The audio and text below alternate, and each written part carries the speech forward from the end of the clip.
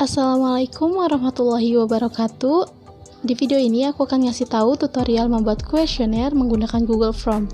Nah, langkah yang pertama yaitu kita masuk ke browser yang ada di laptop kita dan kita ketik Google Drive.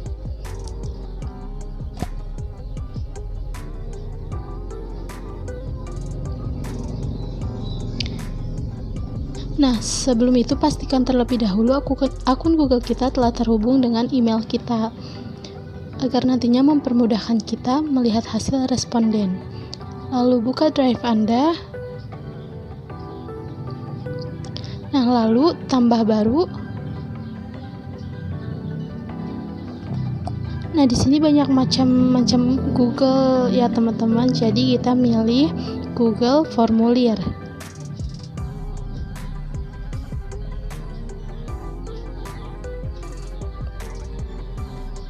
Nah, setelah itu di sini di formulir tanpa judul.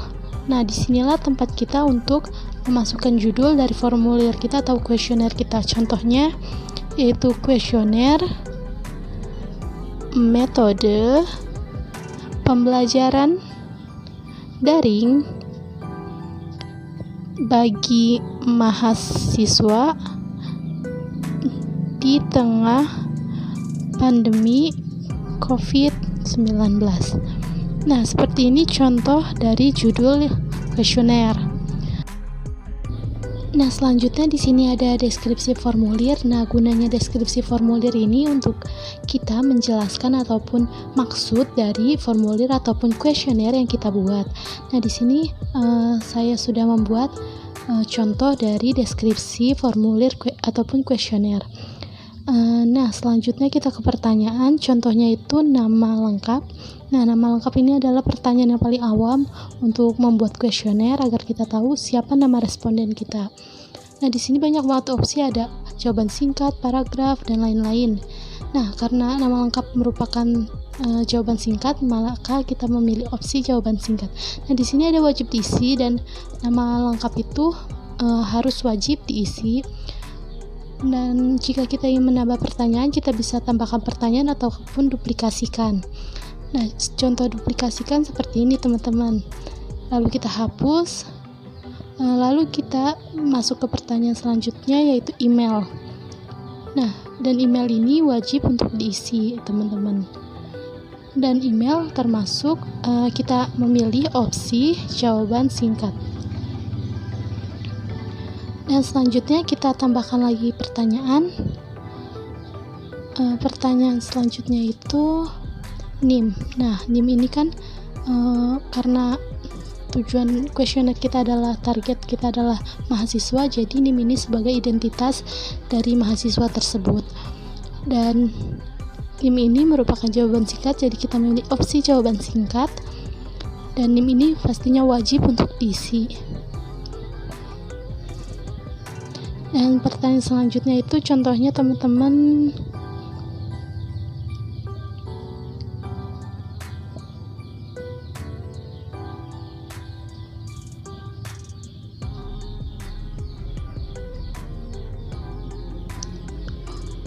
contohnya itu seperti tanggal. Nah, tanggal ini berguna agar kita mengetahui tanggal berapa sih para responden mengisi kuesioner kita. Nah, di sini kita memilih opsi tanggal. Nah, dan ini nanti biasanya akan terisi secara otomatis gitu teman-teman.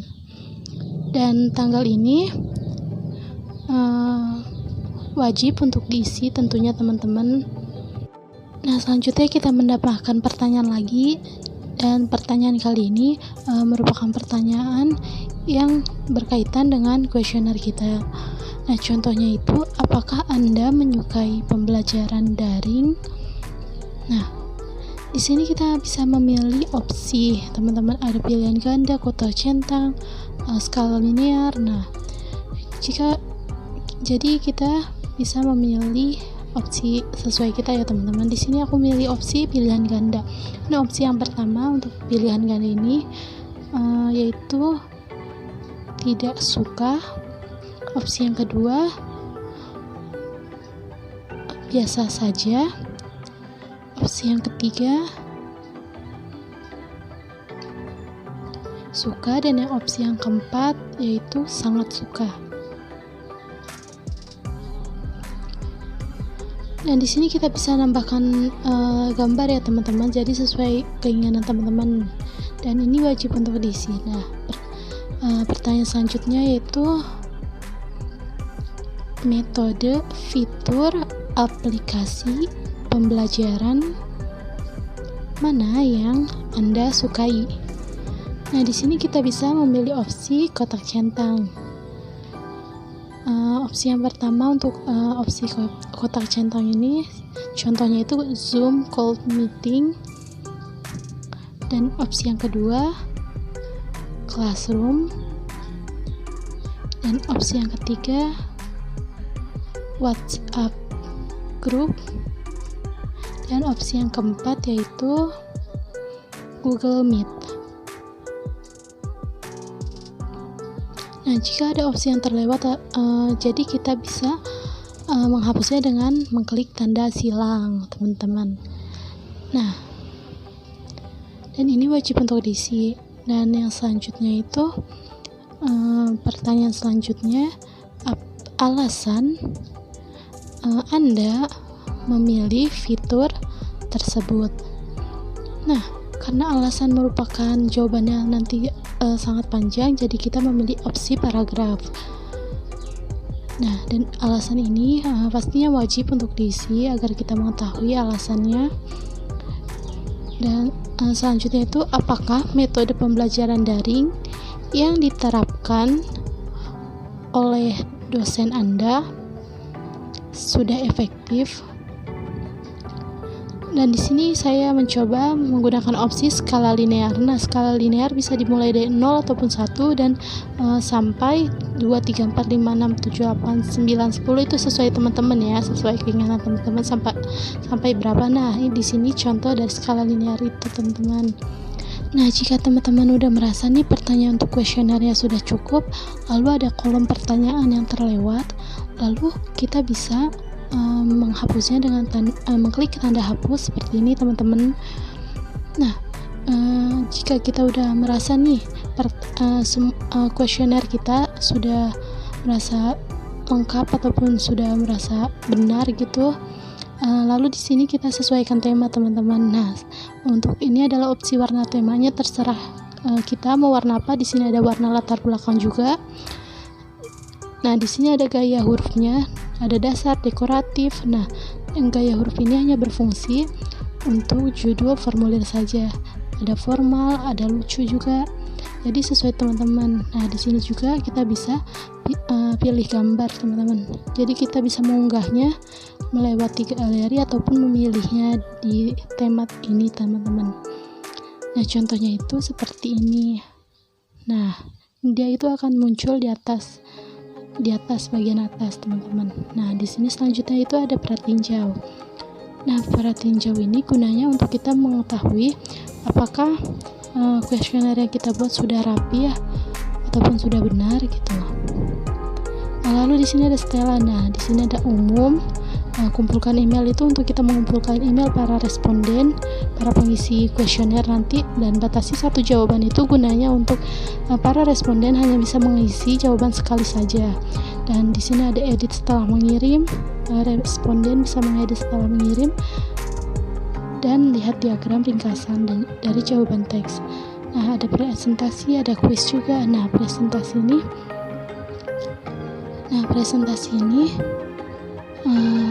di sini ada pesan konfirmasi. Nah, pesan konfirmasi ini biasanya pesan setelah responden mengisi ataupun mengirimkan jawabannya dari kuesioner yang kita telah buat.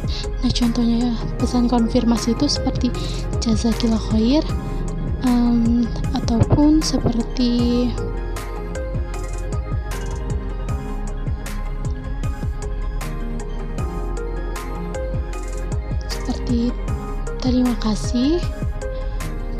terima kasih banyak, ataupun sebagainya, teman-teman.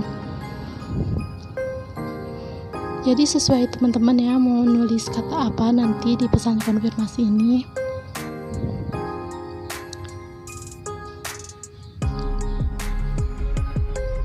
Nah, selanjutnya kan ini jawabannya belum terisi teman-teman, jadi masih 0 jawabannya.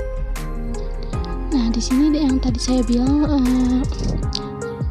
pesan konfirmasi itu di bagian sini teman-teman, bagian terakhir. Nah, karena misalnya ini sudah saya sebar kuesionernya, nah di sini akan kita lihat jawabannya dari para responden. Nah, contohnya di sini ringkasan, di bagian ringkasan ini seperti nama lengkap, NIM, semuanya diringkas gitu, pertanyaan-pertanyaan lain juga gitu teman-teman. Nah, selanjutnya ada pertanyaan. Nah, di sini tuh kayak per opsi gitu teman-teman. Jadi per opsi nama lengkap, opsi tanggal, opsi pertanyaan. Nah, adapun individual. Nah, untuk mendapatkan jawaban para responden, tentunya kita harus mengirim link kita, menyebarkan link kita, bisa melalui email ataupun kita bisa melalui link. Nah, di sini linknya sangat panjang, kita bisa memperpendek linknya, lalu kita salin untuk disebar nantinya.